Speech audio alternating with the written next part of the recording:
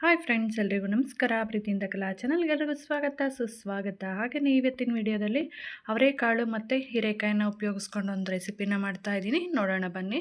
ಈಗ ಅವರೆಕಾಳನ್ನು ಸ್ವಲ್ಪ ನೀರು ಹಾಕಿ ಬೇಯಿಸೋದಕ್ಕೆ ಇಟ್ಕೊಂಡಿದ್ದೀನಿ, ಚೆನ್ನಾಗಿ ಬೇಯ್ಕೊಳ್ಳಿ. ಈಗ ಬಂದುಬಿಟ್ಟು 2 ಹೀರೆಕಾಯಿ ತೊಗೊಂಡಿದ್ದೀನಿ, ಅರ್ಧ kg ಇದೆ ಇದು. ಅದನ್ನು ಚೆನ್ನಾಗಿ ಕಟ್ ಮಾಡ್ಕೊಂಡು ಇಟ್ಕೊಳ್ಳೋಣ ತೊಳೆದ್ಬಿಟ್ಟು. ಈಗ ಟೊಮೊಟೊ 2 ಟೊಮೊಟೊ, ಒಂದು ಸ್ವಲ್ಪ ಹಸಿಮೆಣ್ಸಿನ್ಕಾಯಿನ ಹಾಕ್ಕೊಂಡು ಅವರೆಕಾಳು ಜೊತೆಗೆ ಬೇಯೋದಕ್ಕೆ ಇಟ್ಕೊಂಡಿದ್ದೀನಿ. ನೋಡಿ, ಹೀರೆಕಾಯಿನೂ ಸಹ ಎಲ್ಲ ಸಿಪ್ಪೆ ಮೇಲ್ಗಡೆ ತೆಗೆದುಬಿಟ್ಟು ಚೆನ್ನಾಗಿ ಕಟ್ ಮಾಡಿ ಇಟ್ಕೊಂಡಿದ್ದೀನಿ ತೊಳೆದ್ಬಿಟ್ಟು. ಈಗ ಅದನ್ನು ಬೆಂದಿರ್ತಕ್ಕಂಥ ಟೊಮೊಟೊ, ಹಸಿಮೆಣ್ಸಿನ್ಕಾಯಿ ಮತ್ತು ಅವರೆಕಾಳು ಒಟ್ಟಿಗೆ ಸೇರಿಸ್ಬಿಟ್ಟು ಮುಚ್ಚಿಬಿಡೋಣ. ಇದೇನು ತುಂಬ ನೀರಿರಬೇಕು ಅಂತೇನಿಲ್ಲ. ನೋಡಿ, ಆ ನೀರೆಲ್ಲನೂ ಹಿಂಗೆ ಮೇಲ್ಗಡೆ ಆವಿಗೇ ಬೆಂದ್ಕೊಂಡ್ಬಿಡುತ್ತೆ. ಅದು ಹೀರೆಕಾಯಿ ಸಾಫ್ಟಾಗಿರುತ್ತಲ್ಲ, ಅದರಿಂದನ ನೋಡಿ ನೀರನ್ನು ಬಿಟ್ಕೊಂಡ್ಬಿಡುತ್ತೆ. ಈಗ ಬೆಂದಾಗಿತ್ತು. ಈಗ ಸಪ್ರೇಟ್ ಮಾಡ್ಕೊಂಡಿದ್ದೀನಿ ಅದು ನೀರನ್ನು ಮತ್ತು ಕಾಳು ಮತ್ತು ಹೀರೆಕಾಯಿ ಎಲ್ಲನೂ. ಈಗ ಇದು ಮತ್ತು ಹೀರೆಕಾಯಿ ಇದೆಲ್ಲನೂ ಕಾಳುಗಳು ಎಲ್ಲನೂ ಸಪ್ರೇಟ್ ಮಾಡ್ಕೊಳ್ಳೋಣ. ನೋಡಿರಿ, ಈ ಥರ ಸಪ್ರೇಟ್ ಮಾಡ್ಕೊಂಡು ಇಟ್ಕೊಂಡಿದ್ದೀನಿ. ಈಗ ಹೀರೆಕಾಯಿನ ನೋಡಿರಿ, ಈ ಥರ ಕೈಯಲ್ಲಿ ಒಂದು ಸ್ವಲ್ಪ ಮ್ಯಾಶ್ ಮಾಡ್ಕೋಬೇಕು.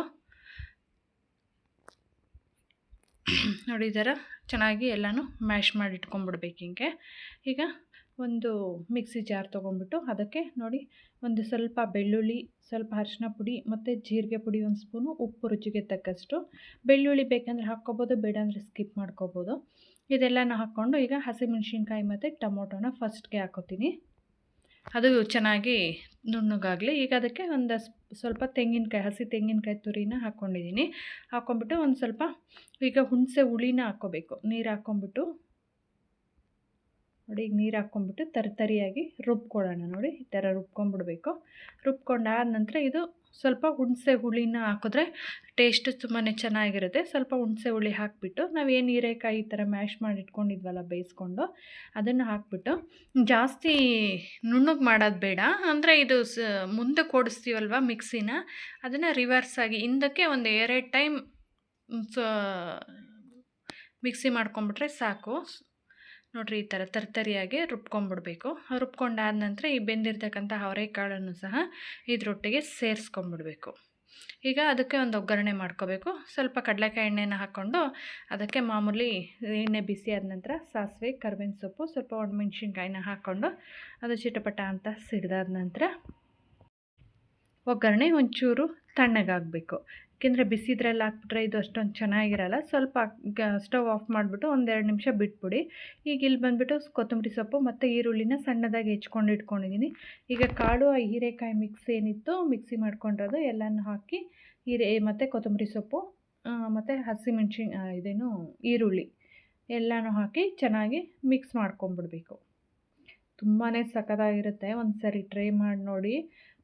ಯಾವುದೇ ಮಸಾಲೆ ಇರಲ್ಲ, ಮೈಲ್ಡಾಗಿರುತ್ತೆ. ಖಾರ ಟೇಸ್ಟ್ ಅಂತೂ ಹೀರೆಕಾಯ್ದು ಅದ್ಭುತವಾಗಿರುತ್ತೆ. ಇದೇ ಥರನೇ ಹೀರೆಕಾಯಿ ಬದಲು ಬದನೆಕಾಯಿನೂ ಹಾಕಿ ಇನ್ನು ಮಿಕ್ಕಿದ್ದೆಲ್ಲ ಐತೆ ಪ್ರೊಸೀಜರಲ್ಲಿ ಬದನೆಕಾಯ್ದು ಸಹ ಮಾಡ್ಕೋಬೋದು. ಆ ಬದನೆಕಾಯ್ದಕ್ಕಿಂತ ಹೀರೆಕಾಯಿ ತುಂಬಾ ಸಖತ್ತಾಗಿರುತ್ತೆ. ಹೆಲ್ತಿಗೂ ಒಳ್ಳೆಯದು, ತಂಪು, ತುಂಬ ಟೇಸ್ಟೂ ಸಹ ಚೆನ್ನಾಗಿರುತ್ತೆ. ನೋಡಿರಿ, ಈ ಥರ ಕನ್ಸಿಸ್ಟೆನ್ಸಿನೂ ಇದರಲ್ಲಿರಲಿ ಗಟ್ಟಿಯಾಗೇ. ನೋಡಿ, ನಾನು ಬಂದುಬಿಟ್ಟು ಅದಕ್ಕೆ ಅನ್ನದ ರೊಟ್ಟಿ ಮಾಡಿದ್ದೆ. ರೊಟ್ಟಿಗೆ, ಚಪಾತಿಗೆ, ಪೂರಿಗೆ, ಅನ್ನಕ್ಕೆ, ಮುದ್ದೆಗೆ ಎಲ್ಲದಕ್ಕೂ ಸಹ ಕಾಂಬಿನೇಷನ್ ಆಗಿ ಸಖತ್ತಾಗಿರುತ್ತೆ.